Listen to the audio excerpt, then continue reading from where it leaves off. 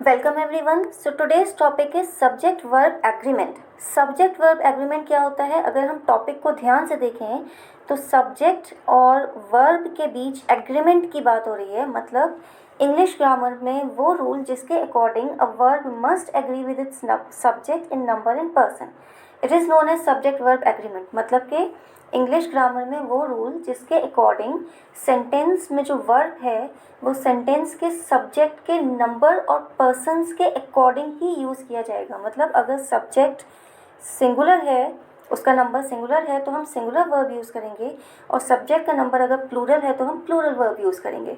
इसी तरीके से सब्जेक्ट के पर्सन के अकॉर्डिंग ही वर्ब यूज़ होगा। मतलब सब्जेक्ट का पर्सन अगर फर्स्ट पर्सन है तो उसके अकॉर्डिंग वर्ब यूज़ होगा, सेकंड पर्सन है तो सेकंड पर्सन के अकॉर्डिंग, और अगर थर्ड पर्सन है तो उसके अकॉर्डिंग यूज़ किया जाएगा। तो सब्जेक्ट वर्ब एग्रीमेंट का बेसिक रूल क्या है? That a singular subject takes a singular verb. मतलब अगर वन पर्सन, वन थिंग या वन आइडिया की बात हो रही है तो हम सिंगुलर वर्ब यूज़ करेंगे। इसी तरीके से अगर प्लूरल सब्जेक्ट है, यानी कि एक से ज़्यादा पर्सन्स या एक से ज़्यादा थिंग्स या एक से ज़्यादा आइडियाज़ की बात हो रही है तो हम प्लूरल वर्ब यूज़ करेंगे। For example, the cat is sleeping. अब यहाँ पे कैट क्या है? सब्जेक्ट है और सिंगुलर है, एक कैट है, तो उसके साथ जो हमने वर्ब यूज़ किया इज़, सिंगुलर वर्ब है। इसी तरीके से द कैट्स आर स्लीपिंग। अब द कैट्स, कैट्स यानी कि एक से ज़्यादा कैट हैं, यानी कि प्लूरल सब्जेक्ट हो गया, तो प्लूरल सब्जेक्ट के साथ हमने यूज़ किया are, that is plural verb. तो बेसिक रूल, सिंगुलर सब्जेक्ट के साथ singular verb and plural subject के साथ प्लूरल वर्ब यूज़ करेंगे। वीडियो को आगे कंटिन्यू करें उसके पहले हम वर्ब्स के फॉर्म्स देखते हैं। मतलब सिंगुलर वर्ब्स क्या होते हैं और प्लूरल वर्ब्स क्या होते हैं। अगर सिंगुलर सब्जेक्ट है तो उसके साथ हम सिंगुलर वर्ब इज़ और एम का यूज़ करते हैं। ये इज़ और एम सिंगुलर वर्ब्स कहलाएंगे, और इसी का प्लूरल हो जाएगा आर। यानी कि अगर एक से ज़्यादा सब्जेक्ट की बात हो रही है तो हम प्रेजेंट टेंस में आर का यूज़ करेंगे। इसी तरीके से पास्ट टेंस में सिंगुलर वर्ब वॉज हो जाएगा और वर्ब उसका प्लूरल हो जाएगा, प्लूरल फॉर्म हो जाएगा। हैज़ सिंगुलर वर्ब है, हैव प्लूरल वर्ब है। जो रूट फॉर्म होता है वर्ब का, उसमें अगर हम एस और ई एस जोड़ दें, मतलब कि रूट फॉर्म जिसको हम वर्ब की फर्स्ट फॉर्म भी बोलते हैं, वी वन फॉर्म में अगर हम एस और ई एस जोड़ देते हैं, ऐड कर देते हैं, तो वो सिंगुलर वर्ब्स बन जाते हैं। For example walk, walk root form है वर्ब का, फर्स्ट फॉर्म है, उसमें हमने एस ज्वाइन कर दिया तो वॉक्स बन गया, जो कि सिंगुलर वर्ब कहलाएगा। टीच फर्स्ट फॉर्म है, टीच, उसमें ई एस जोड़ देंगे तो हम टीचर्स बन जाएगा, तो ये सिंगुलर वर्ब कहलाएगा। इसी तरीके से राइट, राइट में एस जोड़ दिया तो ये राइट्स बन गया और ये सिंगुलर वर्ब हो गया। जो वर्ब का फर्स्ट फॉर्म होता है उसको हम प्लूरल वर्ब ही कंसिडर करते हैं। मतलब वॉक फर्स्ट फॉर्म है वर्ब का, टीच फर्स्ट फॉर्म है, राइट फर्स्ट फॉर्म है, यानी कि रूट फॉर्म है, वर्ब के रूट फॉर्म्स हैं और ये प्लूरल कंसिडर किए जाते हैं। इनमें अगर हम एस और ई एस ऐड कर देते हैं तो ये सिंगुलर बन जाएंगे। तो सिंगुलर सब्जेक्ट के साथ हम एस और ई एस वाले वर्ब्स यूज़ करेंगे और प्लूरल सब्जेक्ट के साथ हम वर्ब की फर्स्ट फॉर्म यूज़ करेंगे। Now we have understood about the first form of verb and its singular and plural forms. हम पढ़ रहे हैं सब्जेक्ट वर्ब एग्रीमेंट के रूल्स के बारे में। तो बेसिक रूल क्या है? सिंगुलर सब्जेक्ट के साथ सिंगुलर वर्ब। तो फर्स्ट रूल है हमारा कि सिंगुलर सब्जेक्ट के साथ हम सिंगुलर वर्ब यूज़ करेंगे। For example, he walks every morning. अब ही सिंगुलर सब्जेक्ट है तो वर्ब क्या हो गया? वर्ब की फर्स्ट फॉर्म में एस लगा के ये सिंगुलर वर्ब कंसिडर किया जाएगा। ही वॉक्स एवरी मॉर्निंग। नेक्स्ट देखो, रिया स्पीक्स इंग्लिश फ्लुएंटली। अब रिया सब्जेक्ट है, सिंगुलर सब्जेक्ट है, तो स्पीक्स वर्ब में एस लगा के या ई एस लगा के हम उसको सिंगुलर बना देते हैं। तो स्पीक में हमने एस लगा के उसको सिंगुलर बनाया, तो रिया के साथ सिंगुलर वर्ब स्पीक्स यूज़ होगा। रूल नंबर 2, प्लूरल सब्जेक्ट के साथ प्लूरल वर्ब यूज़ होता है। मतलब अगर सब्जेक्ट प्लूरल है, for example they walk every morning, तो दे प्लूरल है, ही शी इट का प्लूरल क्या हो जाएगा? दे। तो दे प्लूरल हो गया, एक से ज़्यादा लोगों की बात हो रही है, और इसके साथ जो वर्ब होगा वो भी प्लूरल वर्ब होगा। तो वॉक फर्स्ट फॉर्म है वर्ब का जिसको हम प्लूरल कंसिडर करते हैं, तो प्लूरल वर्ब यूज़ करेंगे, they walk every morning. Next देखो, the students speak English fluently.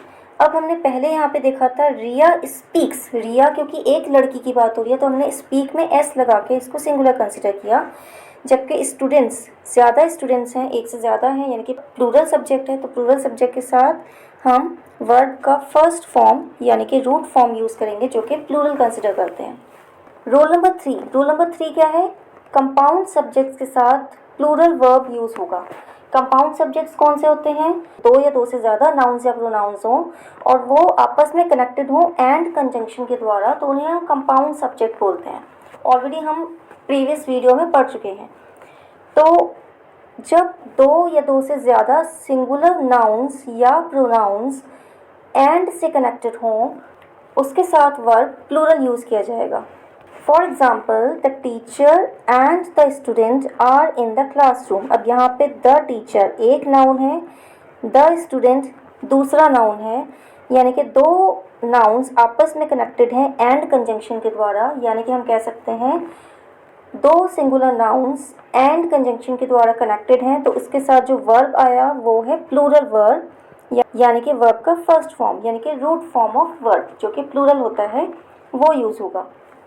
But this rule has an exception also. The compound subjects referring to same person, thing or one idea will take singular verb. मतलब अगर compound subjects मतलब दो या दो से ज़्यादा singular nouns या pronouns, तो अगर वो दो subjects, दो nouns या pronouns आपस में and से connected हैं लेकिन एक person को ही डिनोट कर रहे हैं या एक थिंग को डिनोट कर रहे हैं, एक आइडिया सजेस्ट कर रहे हैं, तो उसके साथ हम सिंगुलर वर्ब यूज़ करेंगे। For example, my friend and mentor is here.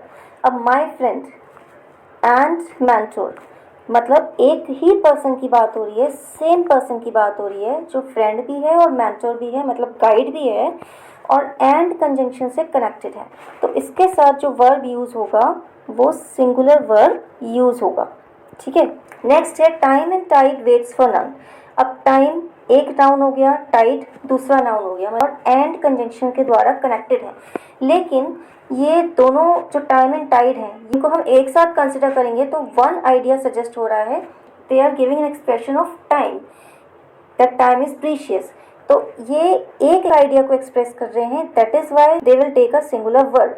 मतलब अगर दो सिंगुलर नाउन्स या प्रोनाउंस एंड से कनेक्टेड हैं और वो अलग अलग पर्सन्स या अलग अलग थिंग्स या अलग अलग आइडियाज़ को एक्सप्रेस कर रहे हैं तो हम प्लूरल वर्ब यूज़ करेंगे। और अगर कंपाउंड सब्जेक्ट्स यानी कि दो या दो से ज़्यादा नाउन्स या प्रोनाउंस जब एंड से कनेक्टेड हैं लेकिन वो एक पर्सन, एक थिंग, एक आइडिया को सजेस्ट कर रहे हैं तो हम सिंगुलर वर्ब का यूज़ करेंगे। रूल नंबर 4 क्या है? सब्जेक्ट्स जॉइंड बाय और या फिर नॉर। अगर दो सब्जेक्ट्स और या नॉर से कनेक्टेड हैं, जॉइंड हैं, तो उनमें जो वर्ब लगेगा वो नियरेस्ट सब्जेक्ट के अकॉर्डिंग लगेगा। मतलब ये प्रॉक्सिमिटी रूल कहलाता है। पास वाला सब्जेक्ट होगा उसके अकॉर्डिंग वर्ब डिसाइड होगा। अगर पास वाला सब्जेक्ट प्लूरल है तो प्लूरल वर्ब लगेगा, अगर पास वाला सब्जेक्ट सिंगुलर है तो सिंगुलर वर्ब लगेगा। फॉर एग्ज़ाम्पल, सिमरन और वैष्णवी वॉज पनिश्ड यस्टरडे। अब देखो, सिमरन एक सब्जेक्ट हो गया, वैष्णवी दूसरा सब्जेक्ट हो गया, मतलब दो सब्जेक्ट्स आपस में कनेक्टेड हैं किसके द्वारा? और के द्वारा। ठीक है, और से कनेक्टेड हैं। सिमरन या वैष्णवी वॉज पनिश्ड यस्टरडे। अब वैष्णवी पास वाला सब्जेक्ट क्या है? वैष्णवी। वर्ब क्या है? वॉज। तो वॉज के पास क्या है? वैष्णवी। वैष्णवी सिंगुलर है तो हमने सिंगुलर वर्ब यूज़ किया। ठीक है, तो प्रॉक्सिमिटी रूल क्या है? जो भी वर्ब के पास वाला सब्जेक्ट होगा उसके अकॉर्डिंग वर्ब लगाया जाएगा। अगर वर्ब के पास वाला सब्जेक्ट सिंगुलर है तो सिंगुलर वर्ब लगेगा, अगर वर्ब के पास वाला सब्जेक्ट प्लूरल है तो प्लूरल वर्ब लगेगा। नेक्स्ट एग्जाम्पल देखो, neither the chairman nor the directors are present. अब यहाँ पे द चेयरमैन वन नाउन हो गया, द डायरेक्टर्स अनदर नाउन हो गया, यानी कि दो सब्जेक्ट्स हो गए, चेयरमैन एंड डायरेक्टर्स, और दोनों किससे कनेक्टेड हैं? नॉर से। वर्ब के पास वाला सब्जेक्ट क्या है? डायरेक्टर्स। तो डायरेक्टर्स प्लूरल सब्जेक्ट है तो प्लूरल सब्जेक्ट के साथ प्लूरल वर्ब लगेगा।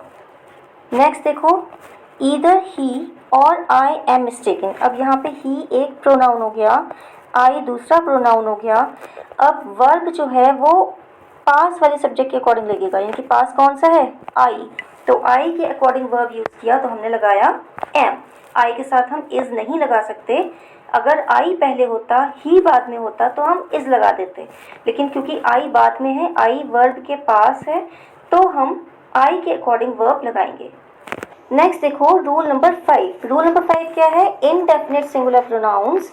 इनडेफिनिट सिंगुलर प्रोनाउंस मतलब, देखो प्रोनाउंस का मतलब जो नाउन्स की जगह पे वर्ड यूज़ किए जाते हैं उनको प्रोनाउंस बोलते हैं, जैसे कि ही, शी, इट, दे। सिंगुलर मतलब जो नंबर में, क्वांटिटी में वन हो, एक हो। इनडेफिनिट मतलब जो किसी स्पेसिफिक पर्सन, प्लेस, एनिमल या थिंग को रेफर नहीं कर रहे, अनस्पेसिफिक लोगों को, अनस्पेसिफिक चीज़ों को, अनस्पेसिफिक जगहों को डिनोट करते हैं, यानी कि कोई स्पेसिफिक चीज़ को, स्पेसिफिक पर्सन को एक्सप्रेस नहीं करते, वो इनडेफिनिट कहलाते हैं। तो इनडेफिनिट सिंगुलर प्रोनाउंस मतलब जो डेफिनेट नहीं है वो singular pronouns. For example each one, either, neither, everyone, someone, nobody, many, a. इस तरह के जो इनडेफिनिट सिंगुलर प्रोनाउंस हैं उनके साथ हम सिंगुलर वर्ब का यूज़ करते हैं।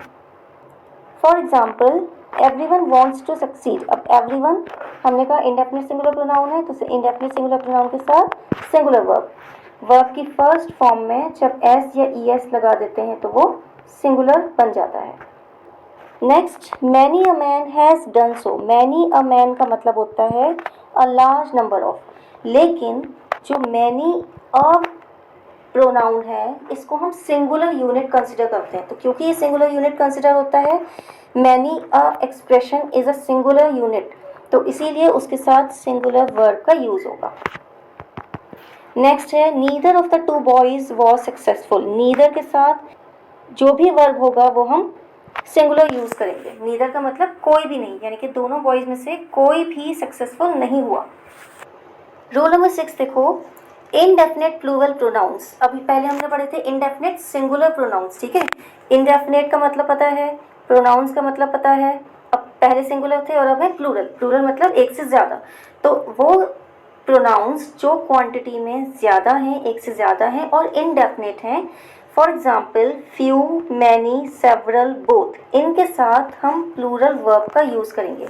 तो इनको आपको अच्छे से लर्न कर लेना है। फ्यू, मैनी, सेवरल, बोथ, ये इनडेफिनेट प्लूरल प्रोनाउंस हैं, तो इनके साथ प्लूरल वर्ब यूज़ होगा। For example few have arrived. Few मतलब थोड़े से, पर ये इनडेफिनेट प्लूरल प्रोनाउन है, तो इसके साथ जो वर्ब लगेगा वो भी प्लूरल होगा। मैनी वर इन्वाइटेड।